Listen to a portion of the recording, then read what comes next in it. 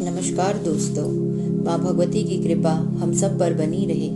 आज हम माता सती, जिनके नाम के स्मरण मात्र से ही मनुष्यों को संसार रूपी अग्नि का भय नहीं रहता, अग्नि में जलकर भस्म क्यों हो गई, इस वृतांत का वर्णन करने जा रहे हैं। किसी समय ऋषि दुर्वासा भगवती जम्बू निवासिनी के पास गए। उन्होंने वहां देवी का दर्शन किया और वहीं पर वे माया बीज मंत्र का जप करने लगे।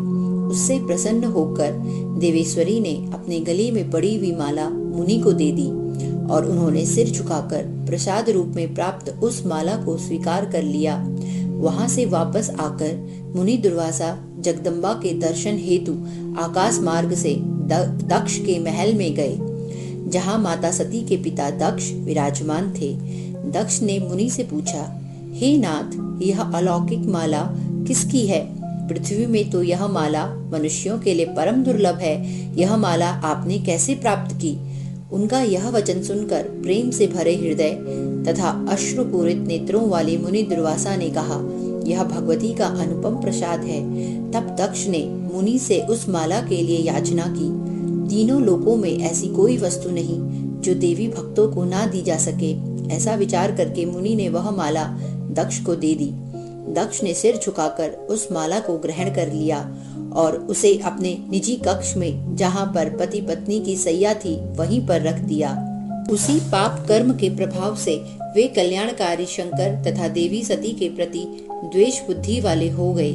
उसी अपराध के परिणाम स्वरूप माता सती ने सती धर्म प्रदर्शित करने के लिए दक्ष से उत्पन्न अपने शरीर को योगाग्नि से भस्म कर दिया।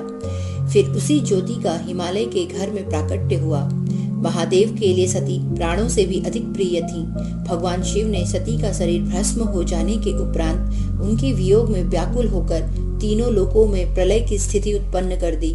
उस समय वीरभद्र प्रकट हुए तथा भद्रकाली आदि गणों को साथ लेकर तीनों लोकों को नष्ट करने के लिए निकल पड़े। तब ब्रह्मा आदि देवता भगवान शंकर की शरण में गए।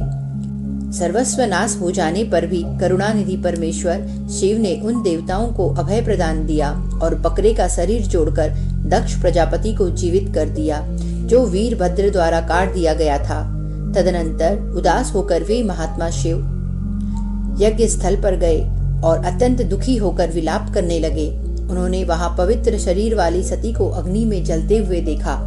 तब हा सती, ऐसा बार बार बोलते हुए शिव ने उस शरीर को अपने कंधे पर रख लिया और भ्रमित होकर वे देश देश में भ्रमण करने लगे। इससे ब्रह्मा आदि देवता अत्यंत चिंतित हो गए। भगवान विष्णु ने तुरंत धनुष उठाकर बाणों से सती के अंगों को काट दिया। वे अंग जिन जिन स्थानों में गिरे, उन उन स्थानों पर भगवान शंकर अनेक विग्रह धारण करके प्रकट हो गए तथा यह सब स्थान सिद्ध पीठ कहलाए। तत्पश्चात भगवान शिव ने देवताओं से कहा कि जो लोग इन स्थानों पर श्रद्धा के साथ भगवती शिवा की आराधना करेंगे, उनके लिए कुछ भी दुर्लभ नहीं रहेगा, क्योंकि उन स्थानों पर साक्षात भगवती पराम्बा अपने अंगों में सदा रहती हैं। जो मनुष्य इन स्थानों पर जप करेंगे, उनके मंत्र विशेष रूप से माया बीज मंत्र अवश्य सिद्ध हो जाएंगे। ऐसा कहकर माता सती के विरह में भगवान शिव उन स्थानों में जप, ध्यान और समाधि में समय व्यतीत करने लगे। आज के लिए बस इतना ही। अगले भाग में हम सभी सिद्ध पीठ, उन स्थानों में विराजमान देवियों के नाम तथा उनके स्थानों का वर्णन करेंगे। हरिओम तत्सत।